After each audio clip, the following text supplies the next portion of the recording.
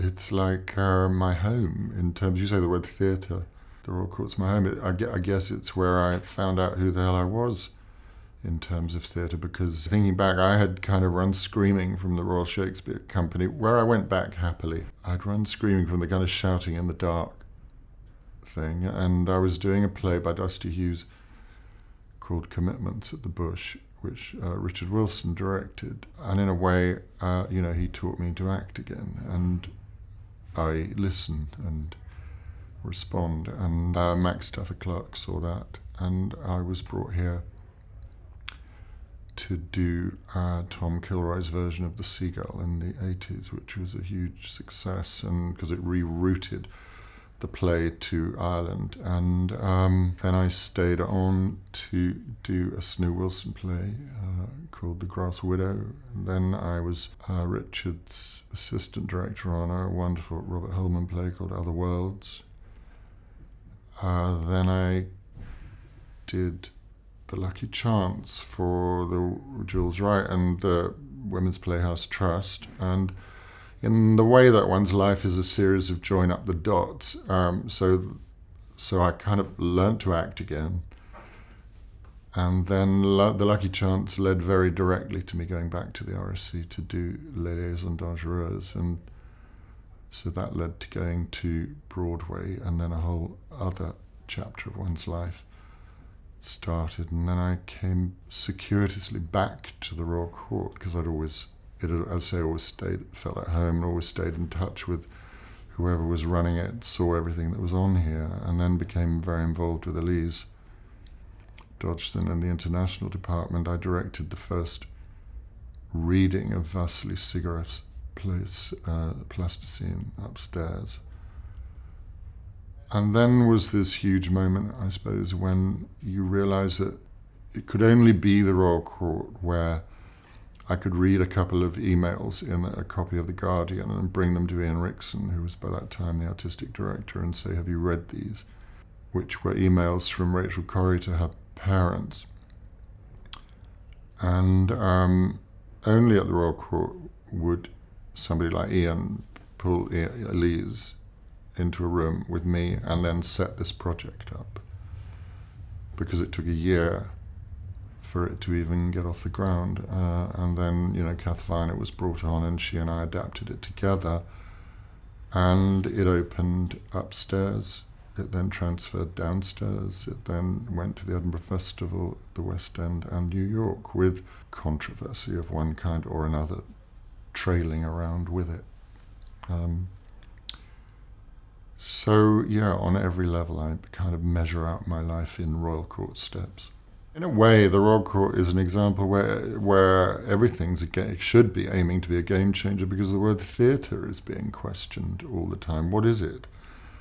And because you remove, in one sense, the ego of the actor or the director, because it's about the writers, you feel that the playing field is an appropriate one. Everything that is done here should be connected to life, real world, and what your job as an actor or a director is. But I suppose I'd have to say that, in a way, the Game Changer was the very first thing I ever saw here, because that felt like life-changing to me and game-changing, because I was a teenager at school and came here in the 60s, and if you can imagine what theatre was to somebody then, I'd seen Shakespeare at Stratford, but in terms of anything modern, there was the West End and French windows, and I came here in the 60s and saw Happy End.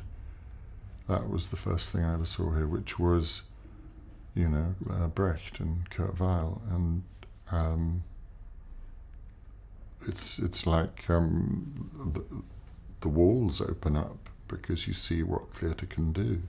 It's the only place where the writer is at the front of everything. So if you like, you're a worker, and it's very clear what your function is. And so, what I love about the building is that you're always in touch with people in offices and people in workrooms, and I think all the work that Stephen Daldry did in redesigning the building and opening it up and and keeping the ghosts clinging to the walls.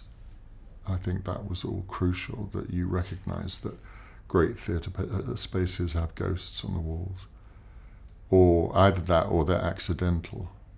You know, the other place at Stratford, the original one, or the Almeida, you know you're in a great space, but you don't know how. Here, it was always beautifully made. And having said that it's a theatre about writers, it's also an absolutely magical space for actors to really understand their relationship to the text and the audience at the same time. One of the validations of the Royal Court being about writers is an unforgettable moment to me. When I was doing My Name is Rachel Corrie, because you don't ever have actors' names or directors' names outside the theatre, was bringing Cindy and Craig Corrie, her parents, into Sloane Square off the plane from America, and for them to just see the words "My name is Rachel Corrie" in red lights in Sloane Square. Once My Name is Rachel Corrie had moved to the main house, and even with demonstrations going on outside and it being kind of open house discussions and things,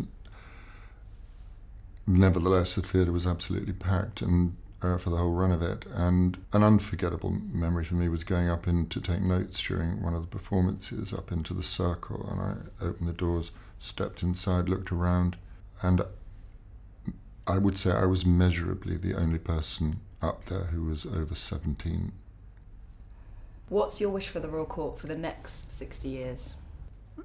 Somebody keeps funding it, and that it's, well, in a way that it's funded and free, in two different uses of the word. You know, as the BBC has its wings clipped and the arts endlessly gets clipped, you just hope that the Royal Court will still be in the vanguard of free speech.